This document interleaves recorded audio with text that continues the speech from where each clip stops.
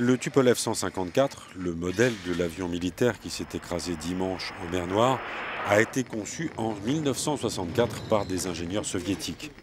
Le Tupolev 154, ou Tu-154 dans sa forme abrégée, a été l'un des avions les plus utilisés du bloc soviétique, que ce soit pour un usage civil ou pour du transport de troupes.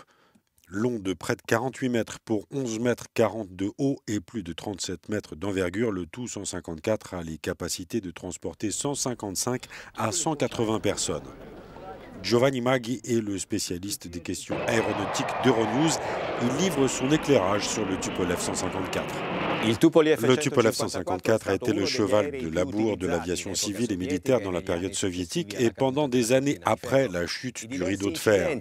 Les nombreux accidents qu'a connus cet avion ont toujours été liés à un facteur humain, pilotage ou entretien, ou bien la surexploitation de l'appareil. La décision du ministère de la Défense de suspendre tous les vols des Tupolev en service est une mesure de prudence compréhensible, mais il sera difficile de trouver des défauts à ce modèle qui vole depuis 48 ans. Le vol militaire du 25 décembre 2016 est le dernier accident impliquant un Tupolev 154. Voici un rappel des principaux accidents de ces dernières années impliquant des Tu-154.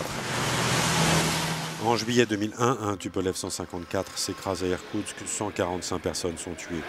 En octobre 2001, le crash d'un Tupolev 154 près de Sotchi fait 78 morts.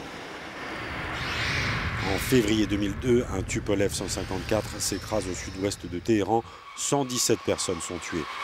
Août 2006, accident d'un Tupolev 154 en Ukraine, 170 morts.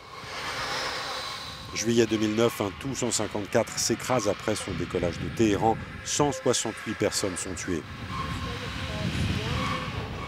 Avril 2010, le président polonais et plusieurs membres du gouvernement sont tués dans le crash d'un Tupolev 154 à Smolensk. Décembre 2010, l'atterrissage en catastrophe d'un Tupolev 154 à Moscou-Domodiedovo fait 2 morts et des dizaines de blessés. Le Tupolev 154 est d'apparence semblable à un Boeing 727. La production du Tu-154 a progressivement baissé pour s'arrêter définitivement en février 2013.